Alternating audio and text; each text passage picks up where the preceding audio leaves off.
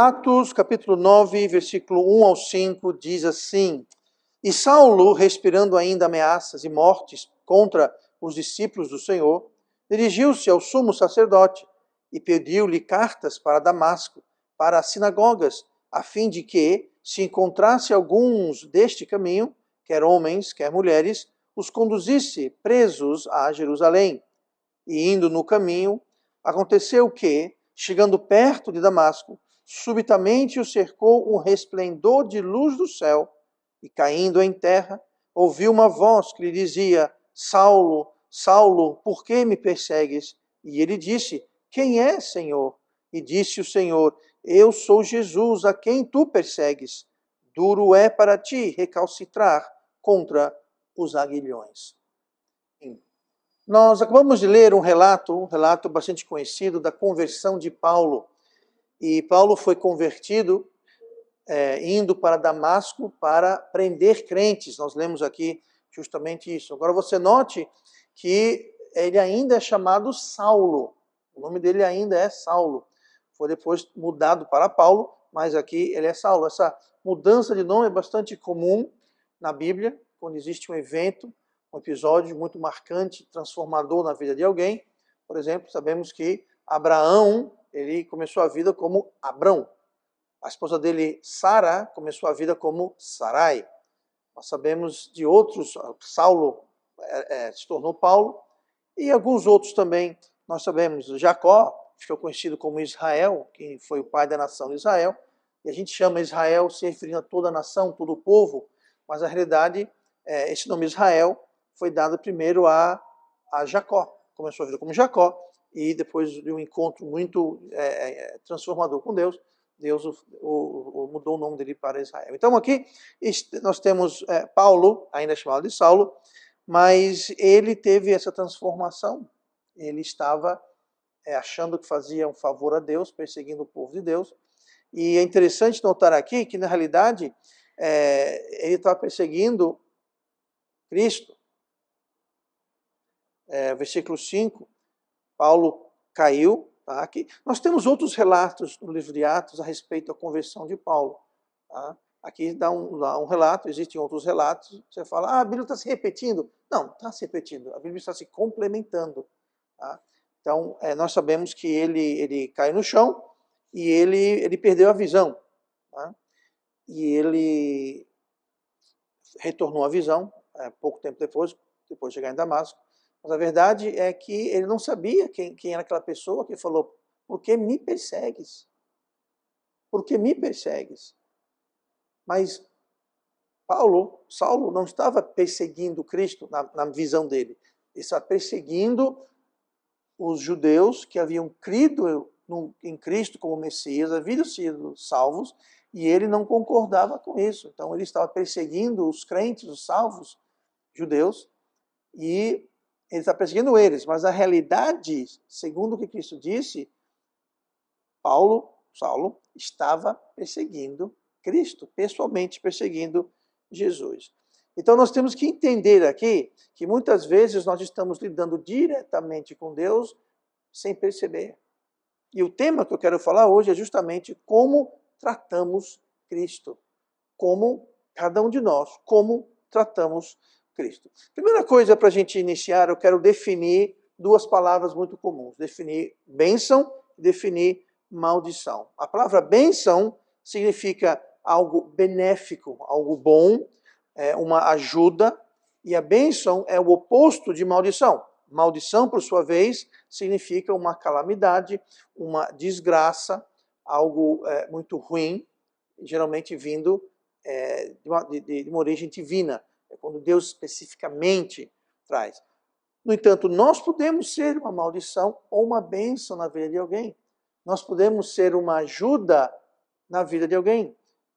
Bênçãos não vêm só de Deus. Deus pode usar-nos para sermos uma bênção. Do mesmo jeito que o inimigo pode nos usar para ser uma maldição na vida de alguém. Nós podemos ser agentes de Deus ou agentes do inimigo, do diabo.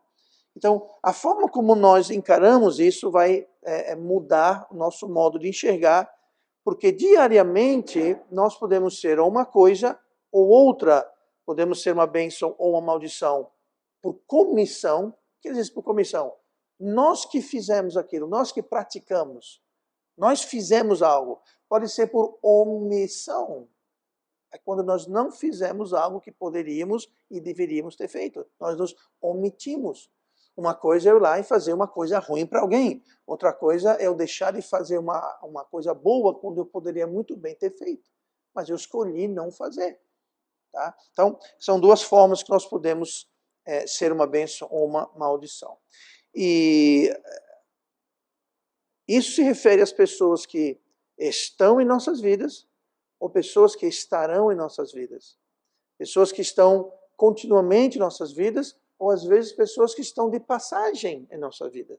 Nós podemos ajudar pessoas que nós vamos ver amanhã, depois, daqui a um mês. Podemos ajudar pessoas que nós não vamos ver mais nunca, talvez. E não deve ser o critério, bom, eu não vou mais ver essa pessoa, então para que eu vou ajudá-la? Isso não deve entrar na figura. Se Deus nos deu a oportunidade, a capacidade de ser uma bênção para alguém, devemos ser uma bênção. Ah, mas eu não conheço aquela pessoa. Não interessa, porque nós não estamos ajudando a ser uma bênção visando o retorno. Ah, eu vou ajudar meu amigo, só vou ajudar a família, só vou ajudar... Não, devemos ajudar todo mundo que temos a oportunidade de ajudar, é claro. Então, mais uma vez apontando aqui que é algo interessante que Jesus falou no versículo 4, Saulo, Saulo, por que me persegues? Por que você está me perseguindo? Eu imagino que Paulo levou um susto. Seja lá quem for, ele não sabia que era Jesus, mas ele falou, essa pessoa apareceu do nada, uma luz brilhante, eu estou aqui cego, caído no chão,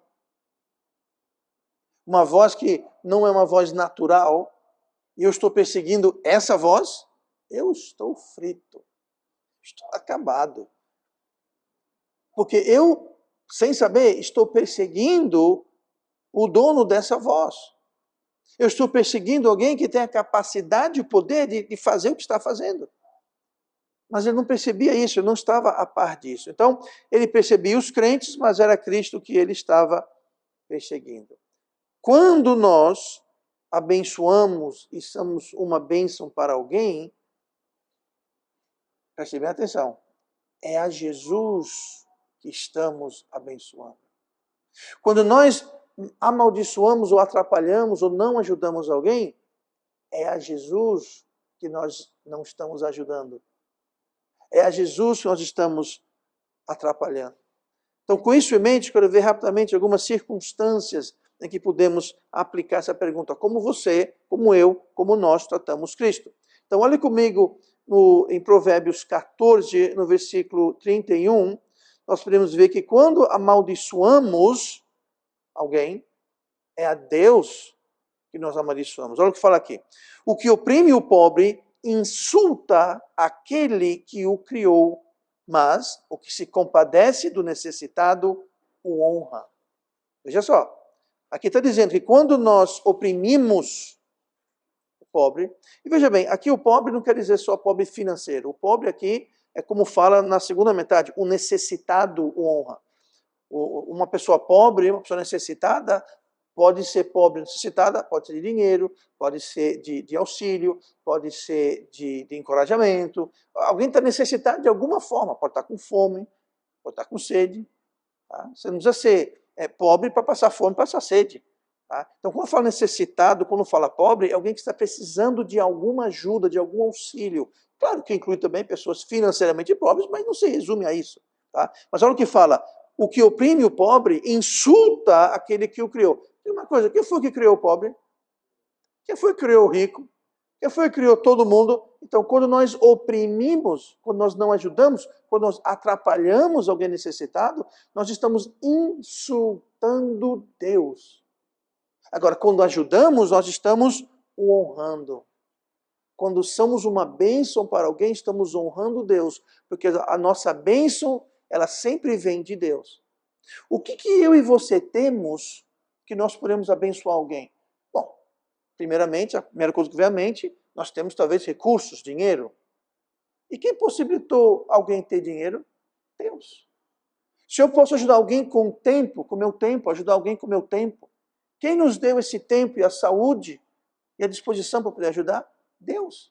Se eu tenho alguma sabedoria, algum conselho, De onde vem toda a sabedoria? De Deus. Então, quando nós abençoamos alguém, seja lá da forma que for, talvez alguém está doente, alguém está muito ocupado, talvez teve uma criança ou está enfermo, e você tem como preparar alimento, que a pessoa não tem tempo de sair para comprar, para preparar para a cozinha. Aí você prepara um prato, uma refeição, você leva lá. Quem lhe deu a habilidade de cozinhar? Quem lhe deu a habilidade e condições de sair, comprar e preparar? Tudo isso, gente, é bênção. E quando nós abençoamos e quando nós ajudamos alguém, nós estamos fazendo isso para Deus. E quando nós não fazemos isso, quando nós oprimimos e atrapalhamos e não ajudamos, nós estamos insultando Deus e não estamos o honrando. A palavra oprimir, que é usado aqui, significa causar aflição, causar tormento, causar tristeza. Note que oprimir é algo que não é passivo. Oprimir não é uma coisa que nós fazemos por omissão, é uma coisa que nós fazemos por comissão. Quando nós deliberadamente fazemos algo para causar sofrimento na vida de alguém. Ah, pastor, mas existe gente assim no mundo? Eu tenho certeza, se eu perguntar aqui, muita gente vai ter mais do que 1 ou 2 ou 3 exemplos de situações assim. Quando isso acontece, aquela pessoa está insultando Deus, está ofendendo Deus. Eu não sei quanto a você, mas eu não quero ofender Deus. Se pessoas aqui nessa terra, nessa vida, nós damos o devido respeito e damos corretamente, o damos. Senhor, sim senhora, doutor, porque nós usamos títulos de respeito e devemos. E devemos. Quanto mais Deus, quanto mais insultar Deus. Então, quando nós não somos uma bênção, quando nós amaldiçoamos, nós estamos insultando Deus. Então, vamos ter muito cuidado antes de tratarmos com descaso, desinteresse ou descuido, ou até mesmo, muitas vezes, maldade, um desejo de vingança. Vai me pagar, vou dar o troco. Vingança pertence ao Senhor. E Deus serve a vingança muito melhor do que eu e você jamais poderemos fazer. Então não queira vingança, não queira dar o troco.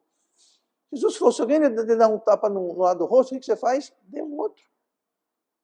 Seja meigo, seja manso. Deixe a vingança. É difícil, eu entendo.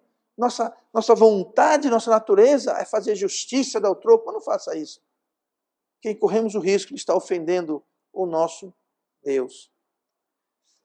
Quando oprimimos, ou seja, quando nós somos a causa do sofrimento, a causa do problema, então temos que ter cuidado para não estar ofendendo Deus. Mateus 25, versículo 4, fala assim: E respondendo o rei lhes dirá, em verdade vos digo, que quando o fizerdes a um desses meus pequeninos irmãos, a mim o fizestes. Aqui em Mateus 25, está relatando o que vai ser no final da tribulação. Tá? É um tempo que vai ter, lembra, no próximo evento profético na Bíblia, o arrebatamento, onde todos os salvos vão ser retirados da terra num piscar de olhos, e estaremos com o Senhor para sempre, e o resto do mundo vai continuar aqui. Tá? Vai continuar, a bagunça aqui vai continuar. Você acha que hoje o mundo está bagunçado?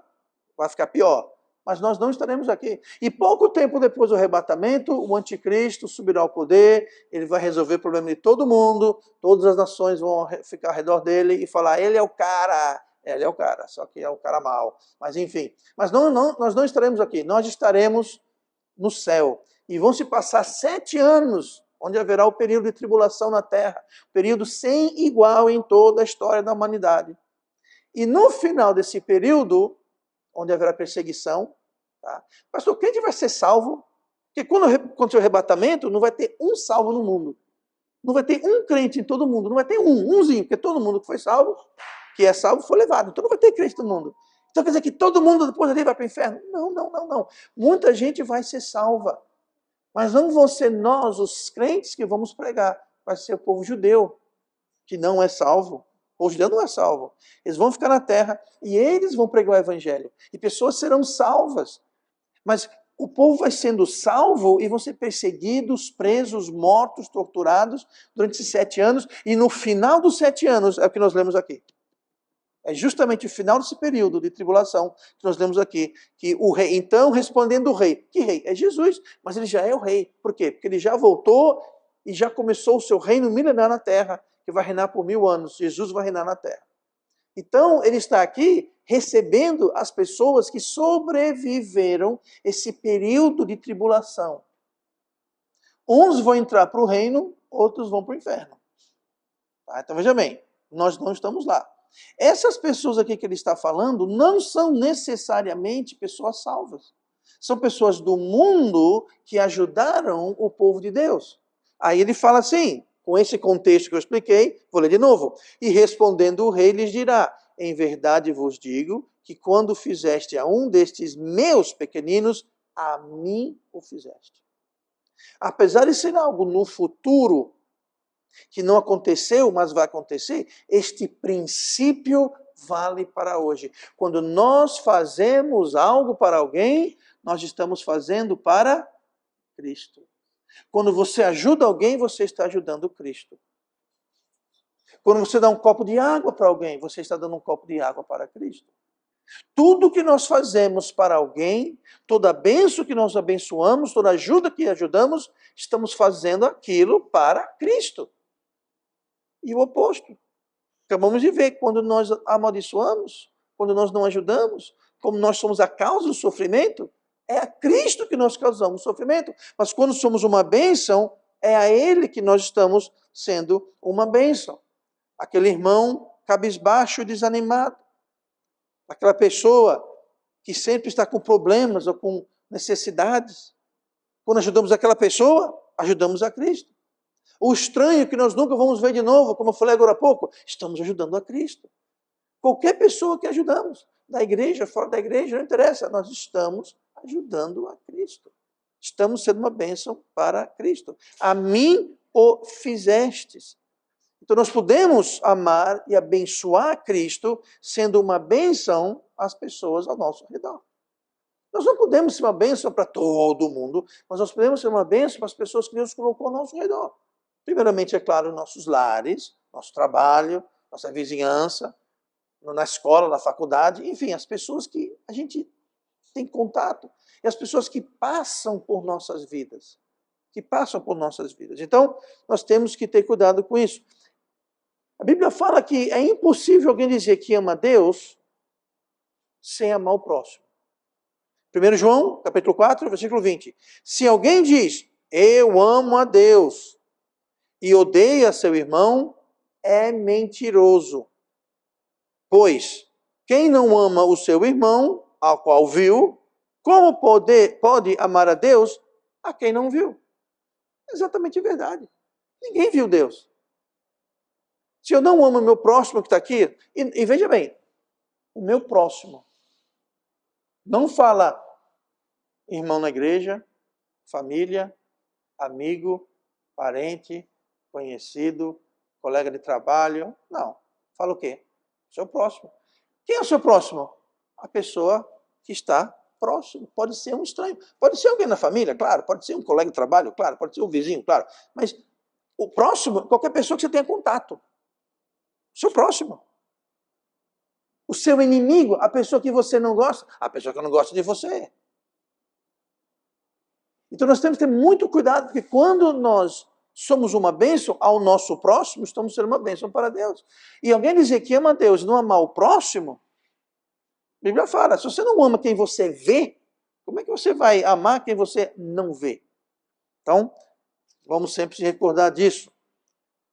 Provérbios 19 e 17, outra questão em relação ao abençoar a Deus e como tratamos a Deus. Quando abençoamos a Deus, essa parte aqui todo mundo vai gostar. Quando nós abençoamos a Deus, Deus sempre nos recompensa. Quando nós abençoamos alguém, amigo, inimigo, estranho, conhecido, não interessa. Quando nós abençoamos alguém, Deus sempre recompensa. Diz assim Provérbios 19 e 17. Ao Senhor empresta o que se compadece do pobre, e lhe pagará o seu benefício. Quem vai pagar o benefício? Deus. Veja bem, aquele que empresta. Isso aqui não está falando sobre emprestar dinheiro. Pode ser também, mas pode ser também alimento. Alimento. Alguém está com fome? Você pode fornecer, emprestar alimento. Eu tenho uma regra que é assim. Se você não tem condições de emprestar, então não empreste. Mas se você tem condições de emprestar, empreste. E a Bíblia proibia cobrança de juros. Quer dizer o quê? Quer dizer que você empresta, se você puder. E se eu não puder? Se você realmente não pode, então não empreste. Mais uma vez, não estou falando sobre dinheiro, estou falando sobre tudo. Pode ser alimento, pode ser o que seja. Se não puder, não empreste. Eu vou dar um exemplo. O meu vizinho, um amigo, alguém vem para me dê comida que eu estou com fome. Realmente está com fome e quer comida. E você tem, mas é o seguinte, você tem para você e sua família, e não é muito. Você deve emprestar? Depende o que é muito. Eu tenho comida só para 2 meses, pastor. Mas se você tem comida só para 1 ou 2 dias, a sua responsabilidade maior é com a sua família. Vou dar um exemplo. Lá no Velho Testamento, o profeta Elias veio para uma viúva que tinha um filho e falou, faça comida para mim. Ela falou, profeta, oh homem de Deus, eu tenho aqui um tiquinho de farinha, um tiquinho de óleo, mal dá para fazer meio pãozinho para eu comer, meu filho comer, depois disso, vai todo morrer de fome. O profeta não falou, crie vergonha na cara e me dê isso aqui agora. Não. Ele falou, se você fizer isso, Deus vai lhe abençoar. E não vai faltar farinha nem óleo. E sabe uma coisa? A botija de óleo não secou e o pote de farinha não acabou.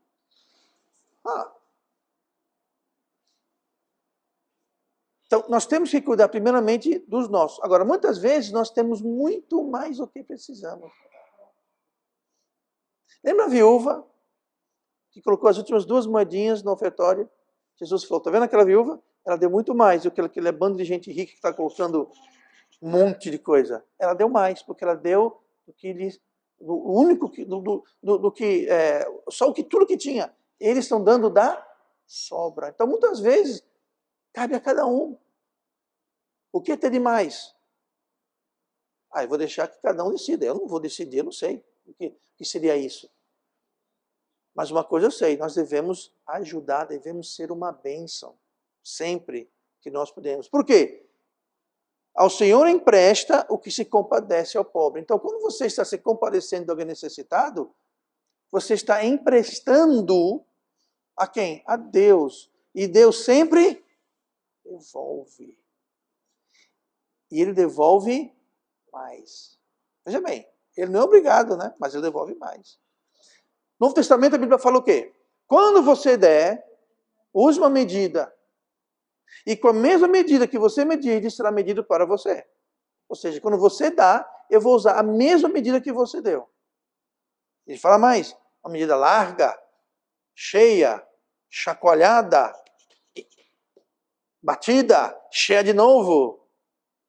Por quê? Porque quando Deus devolve mais do que nós temos. Então, emprestamos a Deus, Ele lhe pagará o seu benefício. Deus vai nos pagar, Deus vai devolver. Por isso que a Bíblia fala, melhor coisa é dar do que receber. Não é errado com receber, mas dá também.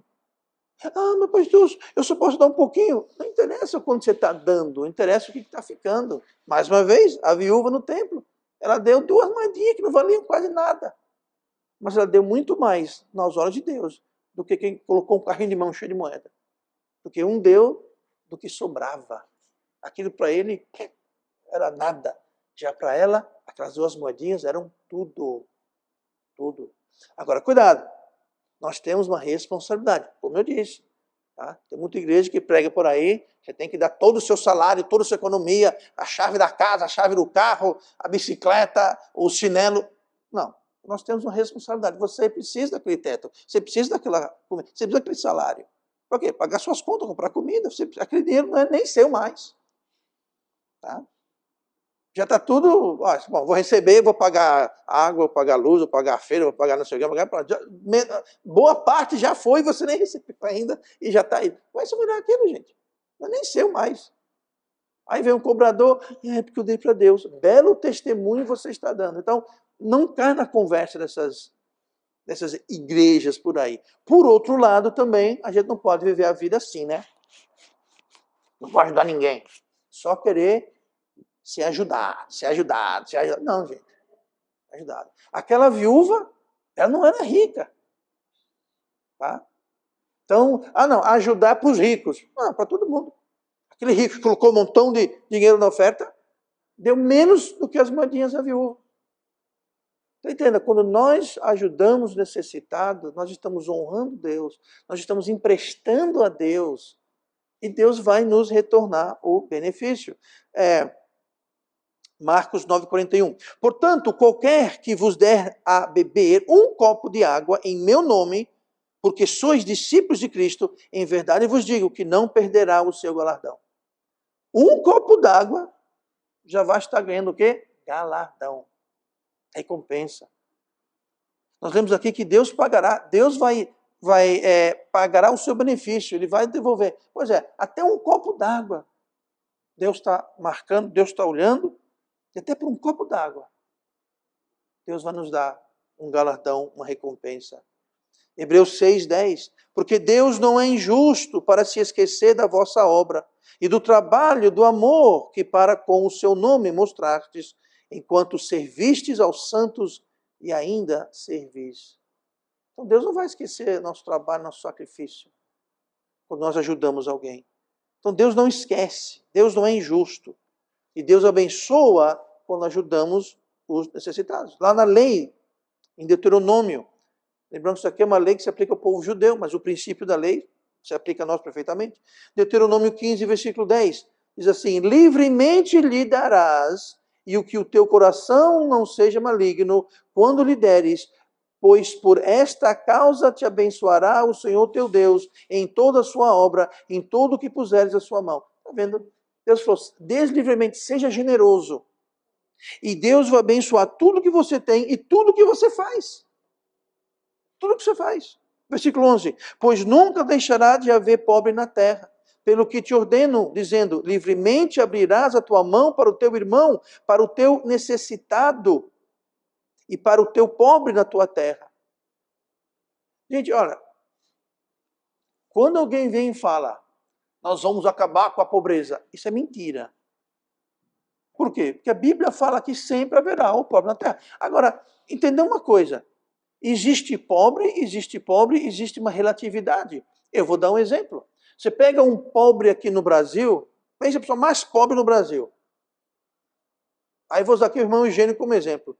Eu te garanto que no país e no continente que o Eugênio vem, tem muita gente lá que olha para os nossos pobres e dizem, eu queria ser como ele, queria ser pobre igual os pobres dali. Do mesmo jeito que muita gente que é pobre aqui no Brasil, que não é pobre no Brasil, olha para os pobres nos Estados Unidos e Europa e fala, eu queria ser pobre lá na Suíça. Então pobreza é muito relativa, gente. Então quando fala sempre haverá pobreza, sempre haverá aqueles necessitados, os menos favorecidos, e não é porque sempre haverá, então se virem. Não, temos que ajudar. Mas quando vem alguém prometendo, vou acabar com a pobreza, não vai acabar com a pobreza. Eu vou acabar com o conflito de Israel com os... Não, você não vai acabar com o conflito. Vem presidente a presidente da Europa, Estados Unidos, vão lá para Israel, assinam um acordo de paz e nunca acaba aquela bagunça. Sabe por quê? Não vai acabar. Por quê? A Bíblia fala que não vai acabar. Não vou entrar no assunto agora, mas não vai ter. Então, já teve presidente que conseguia paz no Oriente, mas conseguiu paz coisa nenhuma. Durou o quê? Uma semana, um mês, um ano, depois volta tudo bagaceiro de novo. Por quê? Porque não vai acabar, porque a Bíblia fala que não vai acabar. Então, não é desculpa, sempre haverá pobre, então eu não vou ajudar ninguém. Não, nós temos que ajudar. Temos que sempre estar ajudando. Por quê? Quando nós ajudamos, mais uma vez, por esta causa, que causa? Que você livremente ajuda o necessitado. Por esta causa, por causa disso, te abençoará o Senhor teu Deus em toda a tua obra. Tudo que a gente fizer vai ser abençoado. E em tudo que puseres a tua mão. Tudo que a gente fizer, Deus vai abençoar. Por quê? Porque nós abençoamos. Deus vê alguém livremente ajudando as pessoas, e não só com dinheiro. Ajudando com tempo, com dinheiro, com talento, com tudo.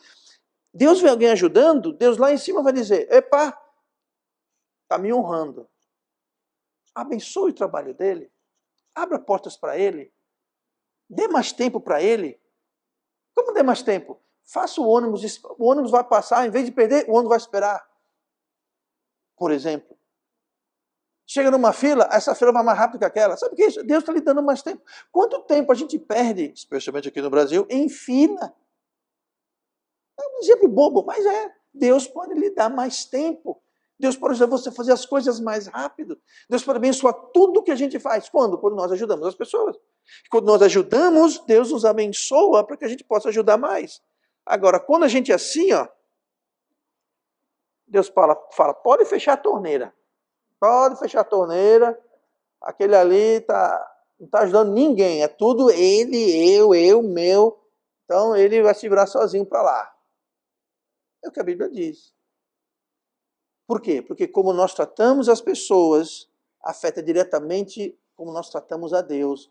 E Deus abençoa quando nós abençoamos. Temos que ajudar. Por último, quando o nosso comportamento é direcionado a Deus. O nosso comportamento é direcionado a Deus. A nossa atitude é a atitude direcionada a Deus. Vou dar um exemplo aqui. Quando nós reclamamos contra Deus. Êxodo 16, versículo 8.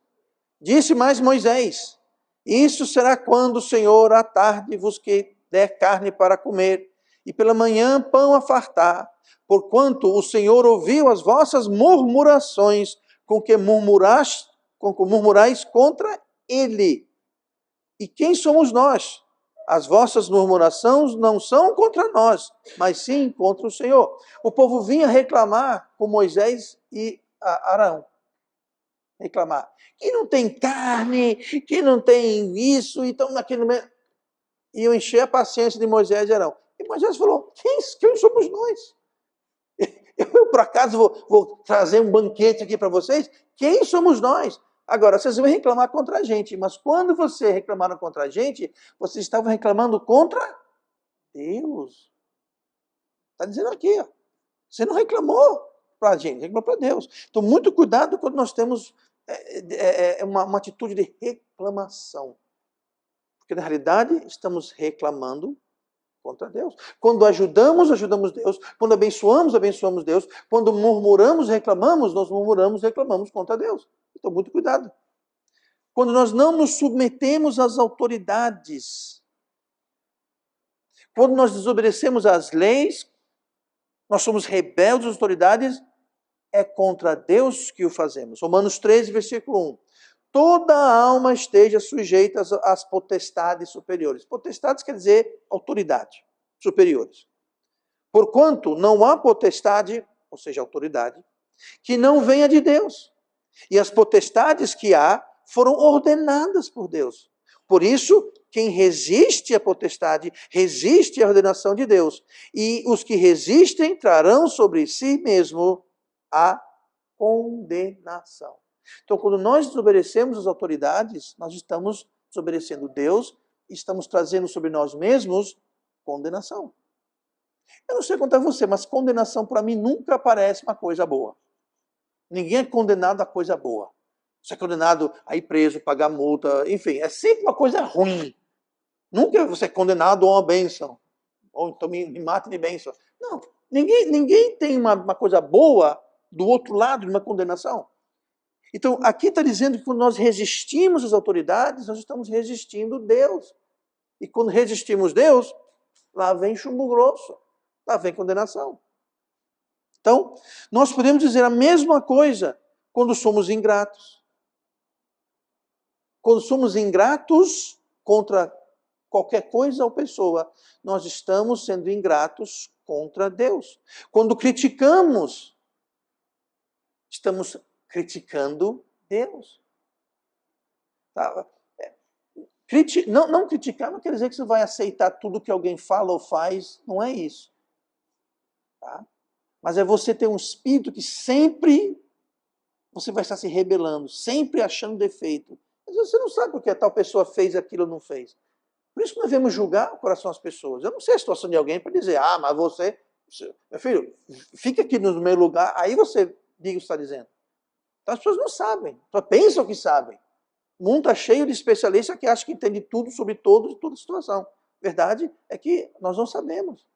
Tá? Então, vamos ter cuidado ao ser críticos. Quando perseguimos pessoas, crentes ou não crentes. Quando nós perseguimos pessoas, estamos perseguindo a Deus. Quando nos omitimos, estamos nos omitindo contra Deus. Se nós não dizimarmos, não é a igreja que é roubada. E certamente não é o pastor que é roubado. Sabe quem é roubado? Deus é roubado. Não que essa igreja tenha um problema com essa questão, mas eu prego aqui a verdade. Se aplica ou não, mas a verdade é essa. Malaquias 3,8. Roubará o homem a Deus? Todavia vós me roubais e dizeis, em que te roubamos? Nos dízimos das ofertas. Então veja como tudo que a gente faz é reflexionado, é refletido, melhor, é refletido para Deus. Se eu estou negando trazer dízimos de ofertas à igreja, eu estou roubando Deus. Porque aquela igreja, aquele pastor... Gente, se alguém... Ninguém aqui, é claro, mas se alguém entra em uma igreja onde você não tem confiança na igreja ou no pastor, sabe uma coisa? Sai da igreja. Ninguém é obrigado a ir para essa ou aquela igreja. Você muda de igreja. O que de gente que reclama da igreja, reclama do pastor que eles vão, não sei, reclamam para lá, fala, e está fazendo o que lá então, gente? Para de criticar e sai então. Vá para uma igreja que faz certo. Prestamos e prestaremos contas a Deus das nossas vidas. Como agimos, como tratamos as pessoas, nossas palavras, nossas ações, nossas omissões, nosso comportamento. E Deus vai nos dar galardão no céu ou bênçãos na terra, de acordo como nós tratamos a Ele. E nós tratamos Ele de acordo, uma reflexão de como tratamos o nosso próximo, as pessoas ao nosso redor. Então nós devemos sempre manter isso em mente. Todo dia, toda a interação que nós temos com o vizinho, com a família, no trabalho, na escola, enfim, todas as áreas. Porque isso reflete diretamente em como nós tratamos a Deus.